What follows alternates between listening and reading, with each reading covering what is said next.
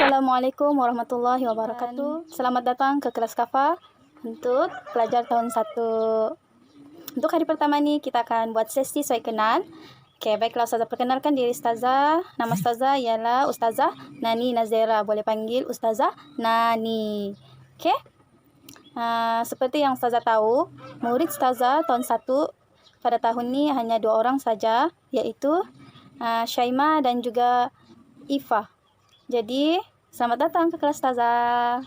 Ustazah harap kita boleh bagi kerjasama dan Ustazah harap kamu suka dengan cara Ustazah mengajar. Okey? Okey, baiklah. Untuk hari pertama ni, kita akan belajar subjek ibadah. Ibadah. Macam mana aja ibadah? Okey, ikut Ustazah. Ain, ba, alif, dal, tak marbutoh. Okey, pandai. Tapi, apa-apa pun sebelum kita belajar, kita wajib baca doa belajar. Okey, sama-sama kita tanda tangan. Ikut Ustazah ya. Ustazah baca perlahan-lahan dan kamu ikut. Bismillahirrahmanirrahim.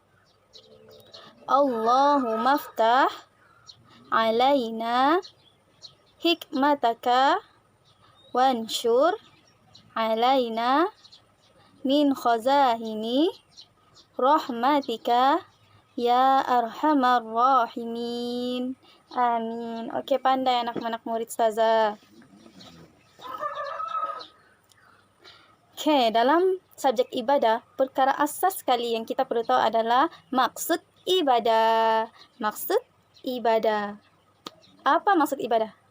Okey, Ustazah akan jelaskan dua skop maksud ibadah. Yang pertama dari segi bahasa dan yang kedua dari segi istilah. Dari segi bahasa dan dari segi istilah. Okey. Dari segi bahasa, ibadah bermaksud merendah diri, patuh dan taat. Dari segi bahasa, ibadah bermaksud merendah diri, patuh dan taat. Ustazah ulang lagi sekali. Ibadah dari segi bahasa ialah merendah diri, patuh dan taat. Boleh? Dari segi istilah pula, ibadah ialah melakukan segala perintah Allah dan meninggalkan segala larangan Allah. Saya ulang lagi, ibadah dari segi istilah ialah melakukan segala perintah Allah dan meninggalkan segala larangan Allah. Saya ulang lagi yang kali ketiga, ibadah dari segi istilah ialah melakukan semua perintah Allah dan meninggalkan segala larangan Allah. Okey, boleh dapat anak-anak? Bagus, pandai anak murid Ustazah. Baiklah anak-anak murid sekalian, ibadah ni dia terbahagi kepada 2. Nanti Ustazah akan terangkan dengan lebih lanjut. Ibadah terbagi kepada 2, iaitu ibadah umum dan juga ibadah khusus. Tapi ini kita akan belajar pada minggu depan. Okey? Okey, Ustazah akan terangkan sedikit sebanyak tentang ibadah. Ibadah ni adalah perkara-perkara yang Allah suka. Jadi, kalau bukan perkara yang Allah suka, itu adalah perkara yang Allah benci. Pandai. Contoh, perkataan ataupun perbuatan ibadah ialah berzikir ataupun mengungkapkan perkataan yang baik. Yang baik. Contohnya apa? Kita cakap dengan sopan, berlemah lembut. Contoh kita cakap dengan ibu bapa dengan perkataan yang baik-baik. Kita bercakap dengan kawan-kawan dengan menggunakan perkataan yang sopan. Okey? Apalagi kalau perbuatan yang Allah suka sebagai ibadah. Kita tidur pun ibadah. Kita senyum pun ibadah kalau perkara itu Allah redha.